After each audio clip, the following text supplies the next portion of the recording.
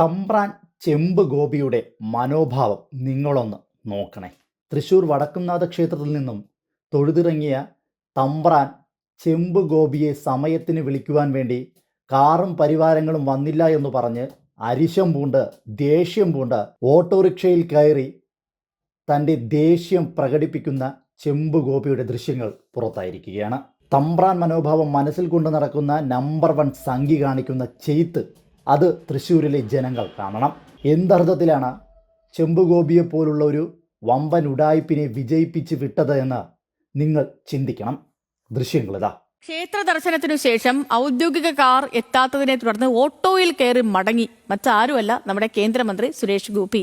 തൃശൂർ വടക്കുംനാഥ ക്ഷേത്ര ദർശനത്തിനിടയിലാണ് സംഭവം. പഴയകാല രാജഭരണമാണ് ഇപ്പോഴും നടക്കുന്നതെന്നാണ് സുരേഷ് ഗോപിയുടെയൊക്കെ വിചാരം.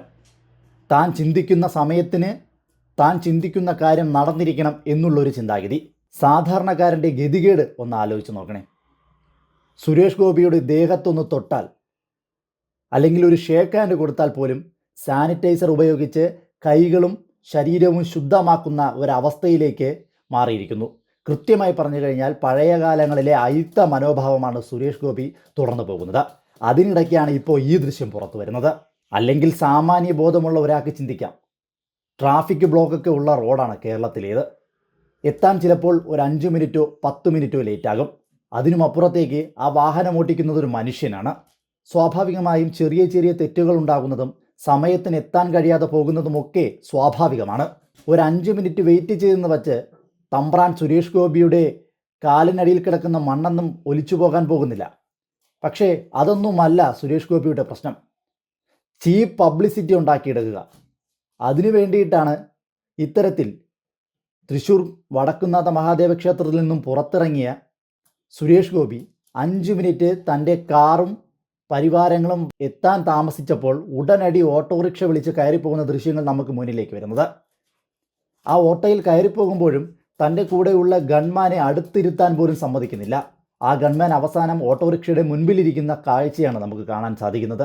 തമ്പ്രാൻ മനോഭാവം മനസ്സിൽ വെച്ചുകൊണ്ട് നടക്കുന്ന നമ്പർ 1 സംഖ്യയെ പിടിച്ച് ജനപ്രതിനിധിയാക്കിയാൽ ജനങ്ങൾ എന്തെല്ലാം അനുഭവിക്കേണ്ടി വരുമെന്നതിൻ്റെ ഏറ്റവും ലേറ്റസ്റ്റ് ഉദാഹരണമാണിത്. എയിംസ് കൊണ്ടുവരുമെന്ന് പറഞ്ഞു പറ്റിച്ചു, തൃശ്ശൂരിൽ വികസനങ്ങൾ എത്തിക്കുമെന്ന് പറഞ്ഞു പറ്റിച്ചു, കേന്ദ്ര സർക്കാരിൻ്റെ എല്ലാ സഹായവും തൃശ്ശൂരിലേക്ക് ഒഴുക്കുമെന്ന് പറഞ്ഞു പറ്റിച്ചു.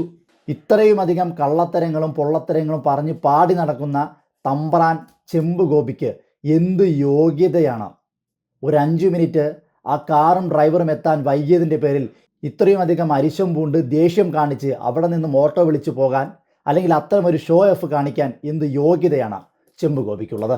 ആദ്യം തൃശ്ശൂരിലെ ജനങ്ങൾക്ക് കൊടുത്ത വാക്ക് പാലിക്കാൻ ശ്രമിക്കണം മിസ്റ്റർ. അതിനുശേഷം ഇത്തരത്തിലുള്ള ഷോ ഓഫുകൾ ജനങ്ങൾക്ക് മുന്നിലേക്ക് കാണിക്കാം. പത്തരമാറ്റി ചെമ്പാണെന്ന് വീണ്ടും വീണ്ടും തെളിയിക്കുന്ന സാഹചര്യം. നാടിന് ഒരു ഉപയോഗവുമില്ലാത്ത നമ്പർ 1 സംഖ്യ ജനപ്രതിനിധിയാണ് താനെന്ന് തെളിയിക്കുന്ന ഏറ്റവും ലേറ്റസ്റ്റ് ഉദാഹരണമാണ് ചെമ്പ് ഗോപിയുടെ സുരേഷ് ഗോപിയുടെ ഈ ഒരു ഷോ ഓഫ്.